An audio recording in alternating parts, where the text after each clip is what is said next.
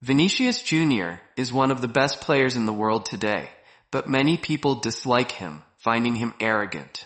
Although Real Madrid signed him in 2017 for several million euros, he was initially deemed not good enough even in his home country, Brazil.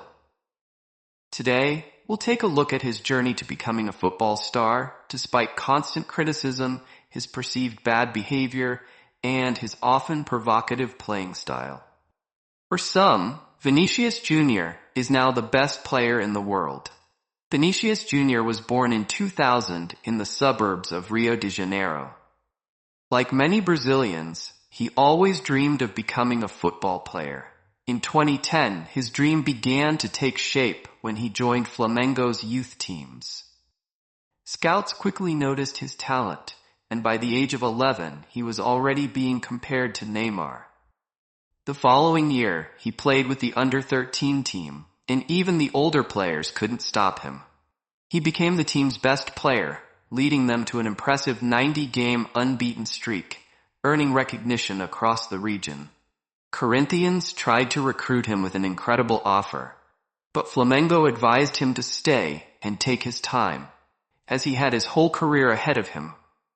He stayed, and from that point on, nothing could stop him.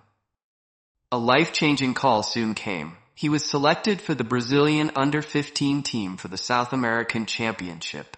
He scored 7 goals and was named the tournament's best player.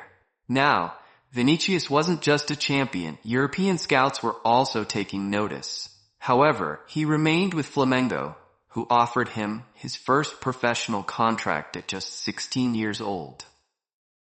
In early 2017, he played with Flamengo's under-20 team in the Copinha, a famous youth tournament in Brazil where players like Neymar had previously made their mark. His contract with Flamengo already included a €30 million release clause, and Barcelona was ready to pay it. However, the South American Under-17 Championship was where everything changed. From the start, Vinicius was exceptional, lobbing goalkeepers, nutmegging opponents, and dribbling past multiple players in a single match. Brazil won the tournament. Vinicius scored 7 goals and he was named the best player. Spanish newspapers began reporting that Barcelona had found the next Neymar. But one team disagreed: Real Madrid.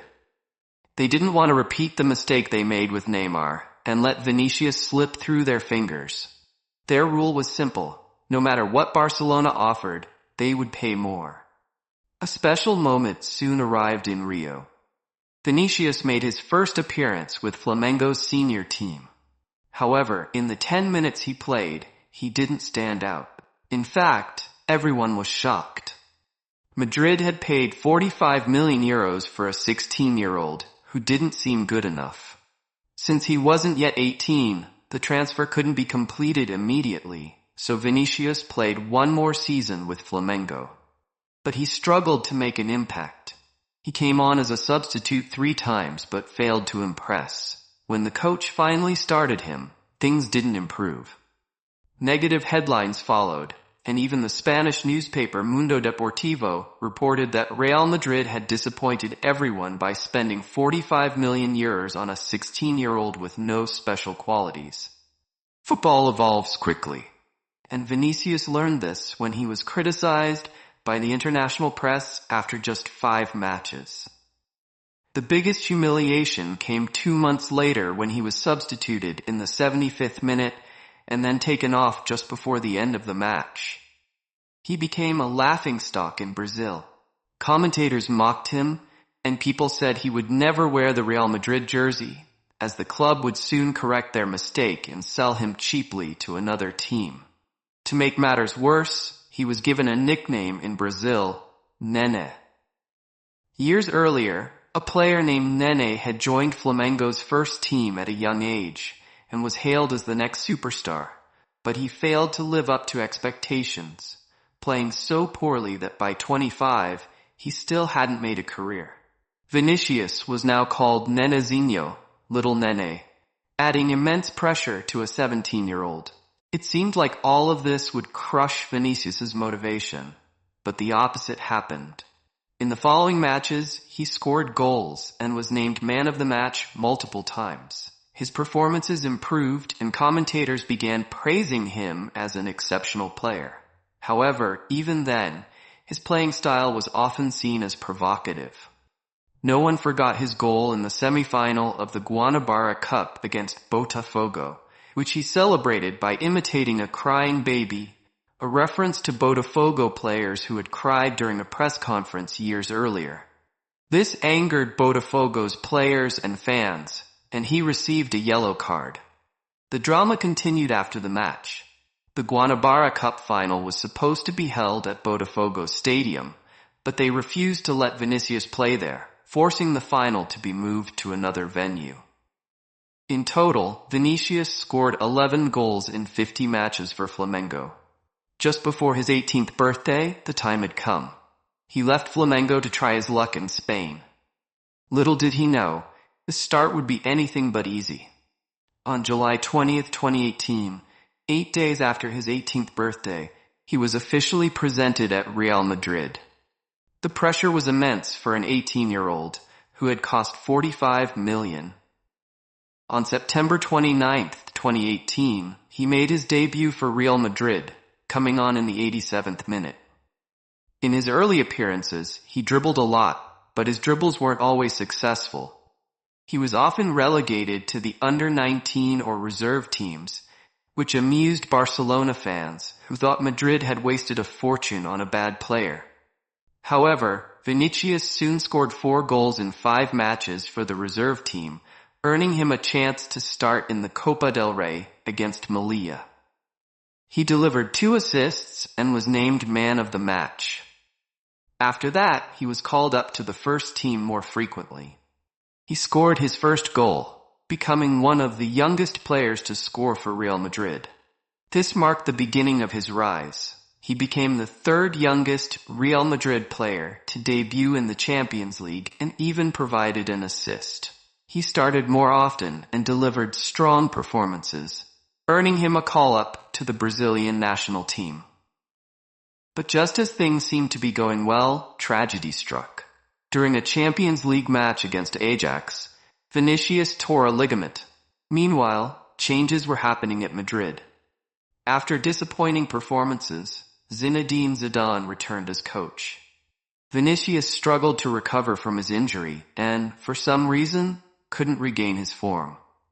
Fans booed him, and he went several months without scoring until a match against Osasuna, where he finally found the back of the net.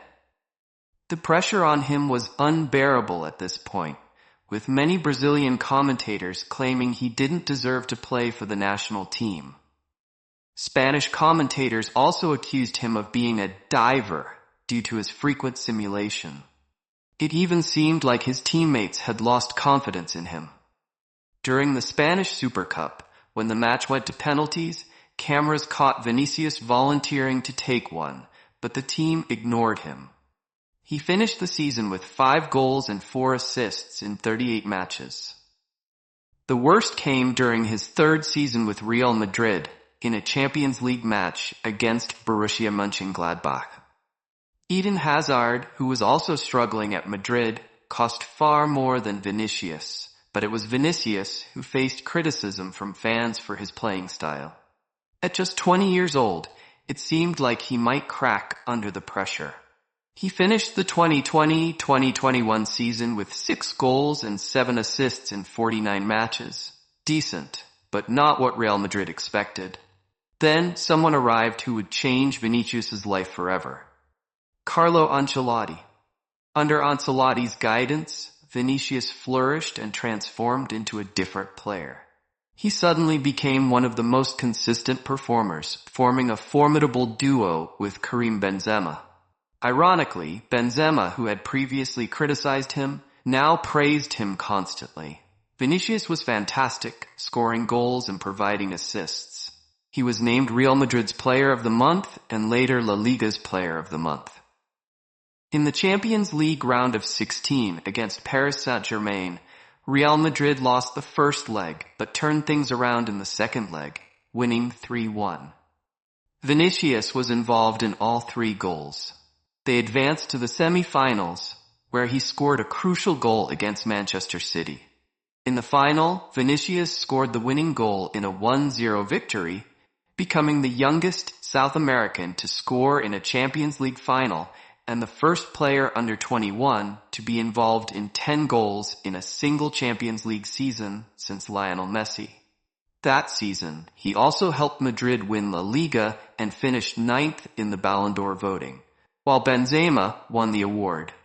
Despite his success, the criticism didn't stop. The following season, he faced more hate than ever.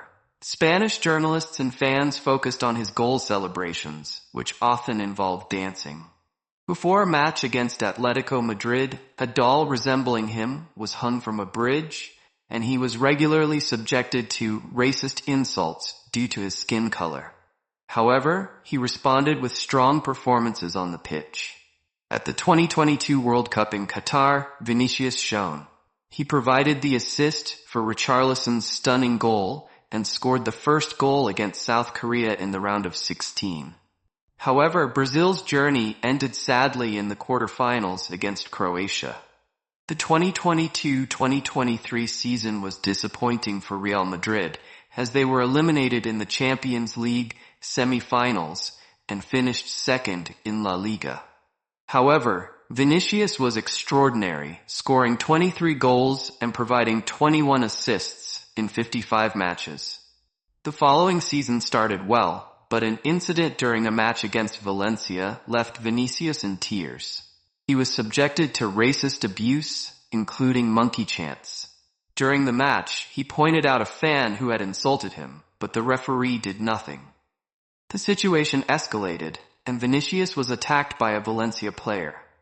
Despite this, he continued to have a remarkable season, scoring important goals, including the opener against Bayern Munich in the Champions League semi-finals and the second goal in the final against Dortmund. He won the Champions League and La Liga again, finishing the season with 24 goals and 11 assists in 39 matches. While some may criticize his provocative style of play, there's no denying that Vinicius Junior is one of the most talented and best players in the world today. He absolutely does not deserve the racist abuse he endures.